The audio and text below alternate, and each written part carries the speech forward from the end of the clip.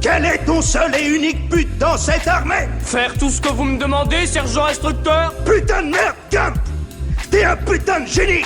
C'est la plus extraordinaire réponse que j'ai jamais entendue! Tu dois avoir un putain de merde de QI d'au moins 160!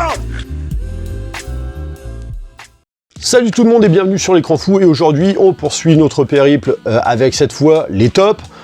Et donc les top séries de 2023 qui s'articulera sur 10 séries que j'aurai sélectionnées, avec bien sûr les petites mentions honorables. Alors je précise, pour éviter toute frustration, que je ne peux pas y mettre par exemple la 6e saison de The Crown puisque je ne l'ai pas vue. Je peux pas mettre non plus Tapi ou encore Warrior saison 3. Donc je rattraperai ça, malheureusement j'ai manqué un petit peu de temps. Néanmoins, dans les mentions honorables, je vais mettre par exemple Onimusha qui était sorti sur Netflix.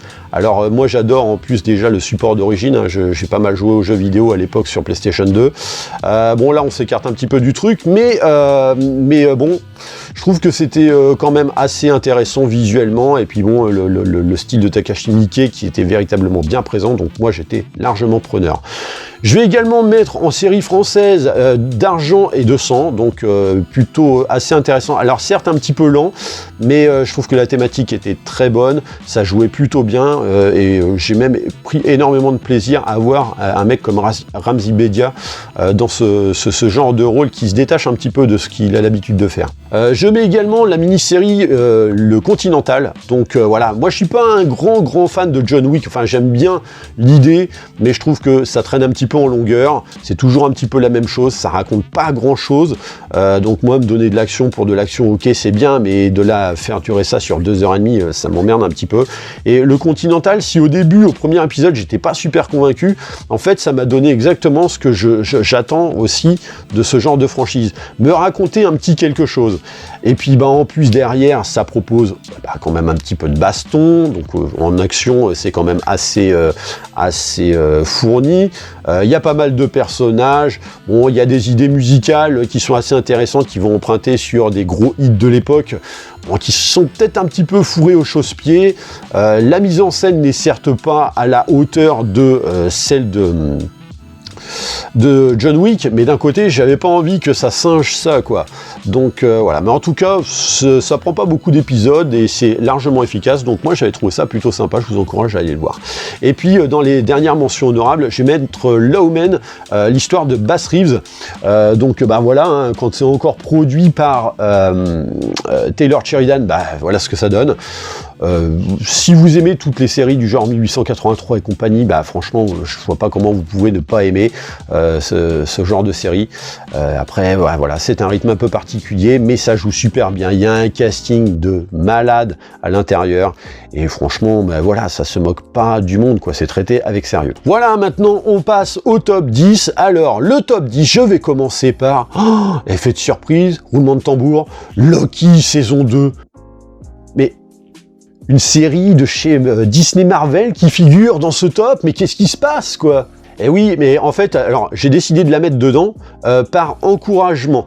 Par encouragement, pourquoi? Parce que Marvel, moi, je supporte plus, je déteste ça, de devoir se taper tel truc qui raccroche les wagons avec tel film, et puis tel jouet, et puis telle série. J'en ai ras-le-bol. Mais j'ai besoin, effectivement, moi, qu'on encourage à découvrir cet univers de Marvel via des choses qui savent se détacher de tout le reste. Et Loki a sa propre indépendance. Et c'est pour ça que ça fonctionne, c'est pour ça que ça tient bien.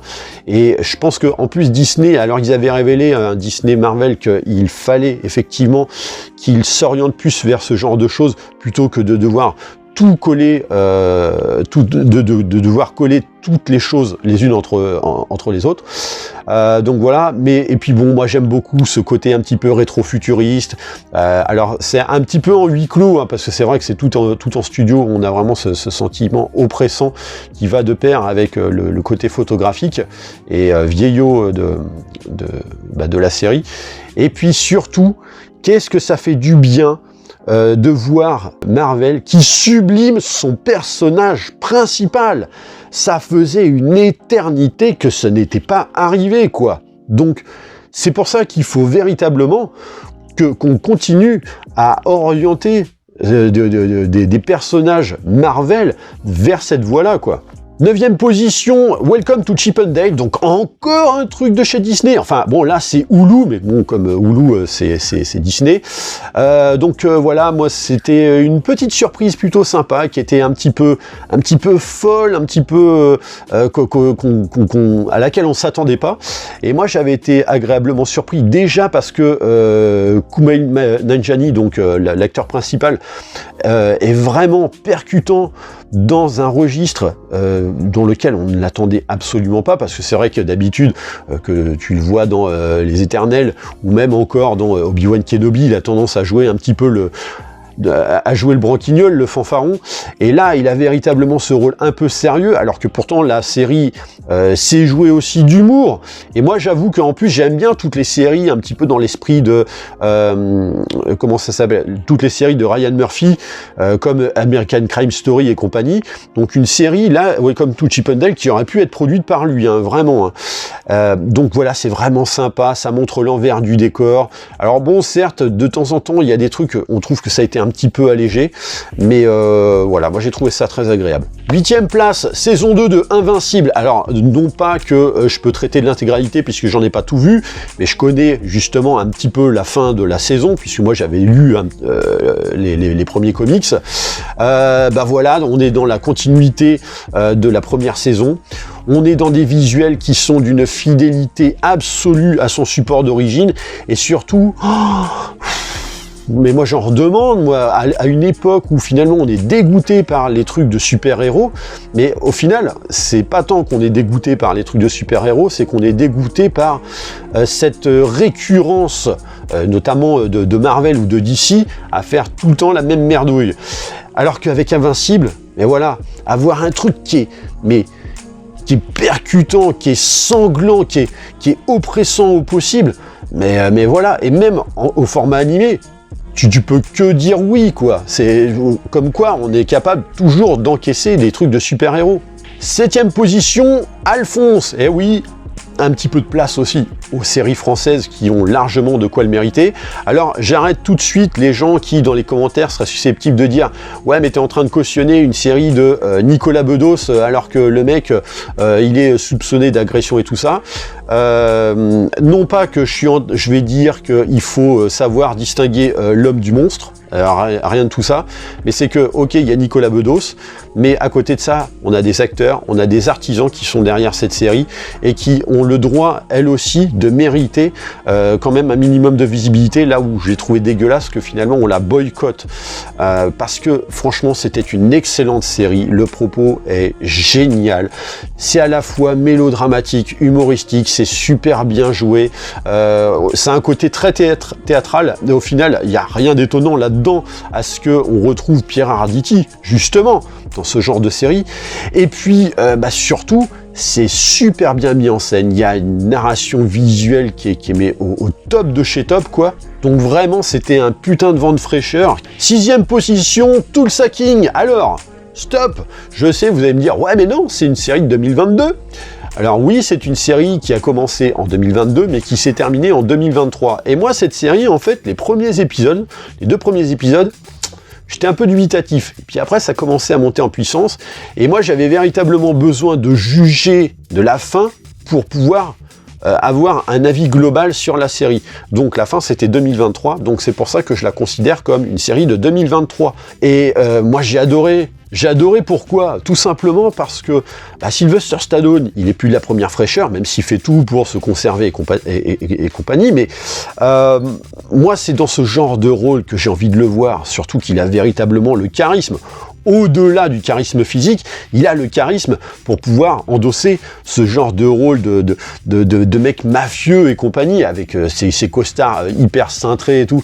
Franchement, c'était génial. Ça joue super bien. Alors l'histoire est pas transcendante, mais franchement, on s'ennuie pas un instant, quoi. Et puis, à partir du moment où, de toute façon, comme je disais, tu as un mec comme Sly qui sublime son personnage, sachant que, en fait, la série s'appuie vraiment intégralement sur ce personnage. Qu'est-ce que tu veux de plus, quoi? 5e position, On va chez Netflix avec Blue Eye Samurai, donc voilà, série d'animation. Ils sont très forts, hein, ceci étant, faut le reconnaître, hein, chez Netflix, ils sont vraiment très forts en matière d'animation, et surtout quand il s'agit de traiter de contenu un petit peu nippon. Série scénarisée par Michael Green, qui nous avait quand même livré quelques bonnes histoires, notamment Blade Runner 2049, Logan et j'en passe. Il était aussi sur des histoires sur American God. Après, il a fait des choses moins reluisantes aussi, hein, mais voilà ce qu'on a quand on prend vraiment à cœur de respecter la mythologie asiatique de l'époque, avec toutes les références qui vont bien, et puis au-delà du traitement purement visuel et graphique, il y a un vrai travail de forme, justement, avec quand même de l'ingéniosité dans les plans et tout. C'est dans la forme, c'est très bon. Dans le fond, ça respecte un petit peu cette mentalité, cette philosophie d'autrefois, comme je le disais. Donc moi, ça a été vraiment un très gros coup de cœur de cette année. 4e position, Fondation, saison 2. Alors, je cache pas, je reviens de loin, dans le sens où j'ai détesté la première saison. Enfin, c'est pas que j'ai détesté, c'est que en fait, je suis tombé de haut, parce que le premier épisode était absolument dantesque, et puis après, on se demandait où était passé le pognon. Puis bon, bah comme d'habitude, série Apple TV+, donc extrêmement progressiste, ça ne respectait pas forcément en plus les bouquins d'Asimov. Donc j'ai eu beaucoup de difficultés à accepter tout ça. Et puis pareil, il y avait des personnages qui étaient détestables, des intrigues qui n'étaient pas intéressantes. Donc je partais pas forcément très confiant pour cette deuxième saison. Et finalement, bon, j'ai accepté le fait que l'on fasse des écarts au livre de Asimov, parce que d'un côté, bon, pourquoi pas, hein, s'il y a de la créativité derrière, ce qui manquait néanmoins sur la première saison. Et là, je cache pas que j'ai été agréablement surpris parce que bah, ça raconte quelque chose, les personnages sont intéressants, il y a un vrai travail d'équilibre dans le traitement visuel, donc il y a toujours quelques petites trouvailles à proposer. Ça joue quand même plutôt bien, alors il y a des petits moments ça et là qui sont quand même perfectibles, mais je suis ressorti de cette saison, contrairement à la première, où j'ai envie de voir la troisième. Voilà, c'est ça la grosse différence. Donc, et puis en matière de science-fiction, on peut pas dire que cette année on a été véritablement gâtés. Donc on prend ce qui nous vient et très franchement, Fondation a été une très bonne surprise. 3e place, un petit peu de franchouillard avec Cœur Noir, donc cette série qui... alors je vais reprendre le terme de quelqu'un que j'avais lu sur Allociné, qui disait Cœur Noir en fait c'est... le bureau des légendes, mais en Irak. Et en fait, c'est exactement ça. On est dans un traitement qui cherche à être véritablement sérieux et qui essaye de caler le plus possible à la réalité, quoi. Ça a un côté beaucoup plus réaliste, par exemple, que le film qui était sorti il y a quelques années de ça, là, c'était comment Force Spéciale avec Benoît Magimel, qui pour moi était d'ailleurs pas bon du tout, alors que pourtant c'était réalisé par, je me rappelle plus de son nom, mais le mec qui était habitué à faire des grands reportages justement sur les théâtres d'opérations extérieures, et qui pour moi a été complètement éclaté, quoi. Là, on est vraiment sur quelque chose de réaliste, qui essaye de respecter un tant soit peu quand même toute la mythologie entre guillemets hiérarchique et de procédures et autres des forces spéciales, même si bon, de toute façon on n'en connaît pas non plus tous les tenants et aboutissants, mais au moins ça te prend pas pour un idiot, et ça c'est véritablement bien.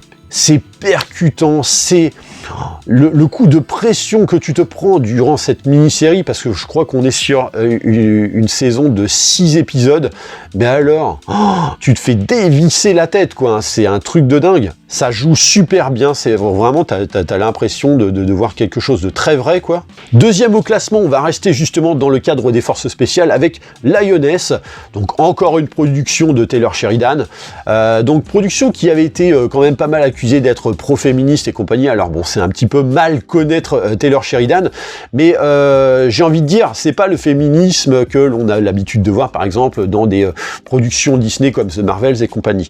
Non, là on est sur un féminisme utile qui nous permet de nous rendre compte à quel point justement ça peut être difficile d'être une femme dans des corps de métier pareils, puisque ça existe, hein, c'est pas de la science-fiction, hein, mais de concilier ce genre de domaine professionnel en plus avec toutes les restrictions liées à la confidentialité qui y incombe, et puis le domaine familial en tant que parent et autres, franchement c'était vraiment une très très bonne surprise, d'autant que c'est extrêmement inspiré de beaucoup de cinéma qu'on a vu. Il y a un petit peu de La Recrue, on a du Sicario, ça et là, il y a d'énormes trouvailles de mise en scène, donc franchement c'est ultra efficace, avec un casting mais du feu de Dieu, et qui en plus joue super bien. D'ailleurs, mention spéciale à l'actrice principale, donc Laila de Oliveira, qui est absolument dantesque dedans. Et voilà quoi. Moi, j'ai rien contre le féminisme, hein, au contraire. Sinon, je dirais pas que Hélène Ripley est un des personnages que je préfère dans le domaine du cinéma. Mais des Hélène Ripley, on n'est pas capable justement de pouvoir en transcrire suffisamment. Et ben là, au moins, on a quelque chose qui vaut son pesant de cacahuètes en la matière, quoi. Et pourquoi? Bah parce que justement, c'est sous la production de Taylor Sheridan, donc forcément, c'est bien traité, quoi. Et en série numéro 1 de ce classement, Silo. Donc bah oui, production Apple TV+, comme l'année dernière c'était Severance, hein. Et bien là donc c'est Silo.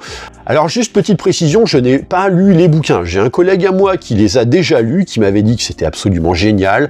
Bon, visiblement ça a l'air de plutôt bien respecter, de ce que j'ai cru comprendre, de respecter le support d'origine. Mais en tout cas, moi, de ce que j'en ai vu à travers cette première saison, c'était juste dantesque. C'est-à-dire que c'est véritablement palpable. L'environnement est palpable. T'es vraiment dans ce huis clos, dans ce bunker avec 5000 personnes là. Tout est réaliste, tout paraît vrai. Et puis il y a tout ce mystère autour de cette séquestration de ces 5000 personnes dans ce bunker. Des personnes qui justement ne savent plus ce qui s'est passé parce qu'on leur a appris à oublier un petit peu, et c'est truffé de références, enfin c'est super bien. Alors effectivement il y en a beaucoup qui pourront se plaindre d'un petit ventre mou sur le milieu, mais en fait non, c'est que le rythme est censé être beaucoup plus calme, dans le sens où on est plus sur le côté polar et enquête, donc parce que c'est une série qui mélange beaucoup de genres. Non, vraiment l'histoire est incroyable, et puis en plus tenu par un casting quand même très intéressant. Alors bon, David Oyelowo, il est bien, mais le problème qu'il y a, c'est qu'on le voit pas assez longtemps. On a du Tim Robbins, ça fait super du bien de le voir justement à nouveau un petit peu sur les écrans. Moi je trouve qu'on le voit plus assez, et ici dans un rôle qui est un petit peu différent de ce qu'il a l'habitude de jouer. Et puis surtout Rebecca Ferguson qui joue cette personne dure et à la fois fragile, et très franchement elle joue le personnage à merveille, et d'ailleurs ça fait quand même beaucoup, ça pèse beaucoup dans la série. Donc vraiment je vous encourage à voir cette série. Pour moi ça a vraiment été une claque. Donc voilà, je boucle ce top 10 des séries de 2023 avec Silo. N'hésitez pas à me donner un petit peu votre classement à vous dans les commentaires, pour peut-être me faire découvrir des séries que je n'ai pas eu l'occasion de visionner, hein. Donc ce sera avec grand plaisir que j'aurai peut-être à découvrir tout ça. En tout cas, n'hésitez pas à liker et partager la vidéo. Pensez bien sûr à vous abonner à la chaîne de manière à vous tenir informé des prochains contenus, et moi je vous dis à très bientôt pour une prochaine vidéo. Allez, bye.